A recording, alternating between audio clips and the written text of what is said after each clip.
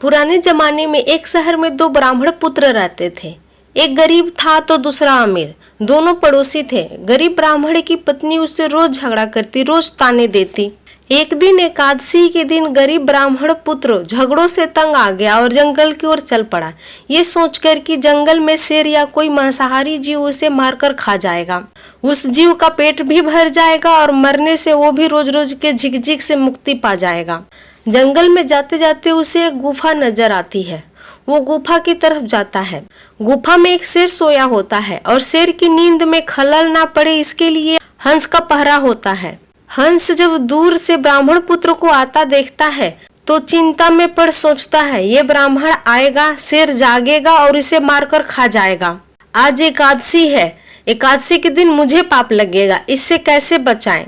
उसे उपाय सूझता है और वो शेर के भाग्य की तारीफ करते कहता है, ओ जंगल के राजा, उठो जागो, आज आपके भाग्य खुले हैं। एकादशी के दिन खुद विप्रपुत्र आपके घर पधारे हैं। जल्दी उठे और इन्हें दक्षिणा देकर रवाना करें, आपका मोक्ष हो जाएगा। ये दिन दोबारा आपकी जिंदगी में शायद ही आए, आपको पशु योनि से छुटकारा मिल जाएगा। शेर दहाड़कर उठता है।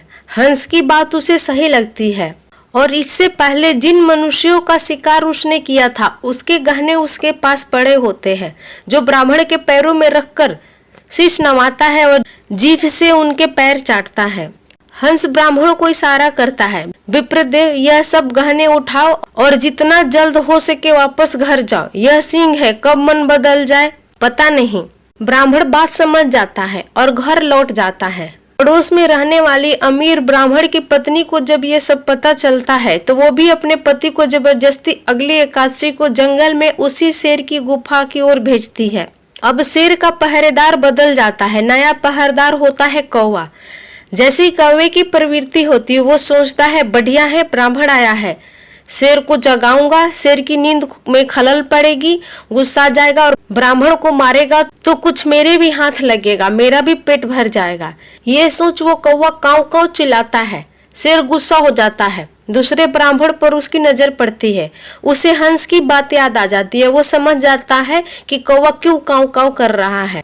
वो हंस के कहने पर किए गए धर्म को खत्म नहीं करना चाहता। फिर भी शेर शेर होता है, जंगल का राजा होता है।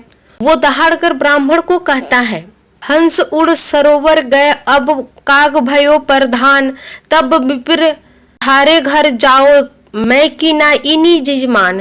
अर्थात हंस जो अच्छी सोच वाले, मनोवृत्ति वाले थे, वो उड़कर सरोवर यानी तालाब पर चले गए और अब कौवा प्रधान पहरेदार हैं जो मुझे तुम्हें मारने के लिए उकसा रहे हैं। मेरी बुद्धि घूमे उससे पहले ही ब्राह्मण यहाँ से चले जाओ।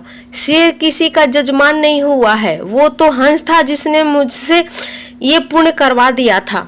दूसरा ब्राह्मण सारी बात समझ जाता है और वो डर के मारे तुरंत अपने प्राण बचाकर अपने घर की ओर भाग जाता है। कहने का मतलब है, हंस और कौवा कोई और नहीं, हमारे ही चरित्र हैं। कोई किसी के दुख देख दुखी होता है और उसका भला सोचता है, वो है हंस। और जो किसी को दुखी देखना चाहता है, किसी के सुख जिसे सहन नहीं होता, वो होता है कौवा। जो आपसे मिलजुल कर भाईचारे से रहना चाहते हैं, वो हंस प्रवृत्ति के होते हैं। और जो झगड़े कर एक दूजे के मारने लूटने की प्रवृत्ति रखते हैं, वो कौवे के प्रवृत्ति के होते हैं। अपने आसपास छुपे बैठे कौवे को पहचानो, उनसे दूर रहो और जो हंस प्रवृत्ति के हैं उनके साथ रहो। इसी में सबका कल्याण छुपा है।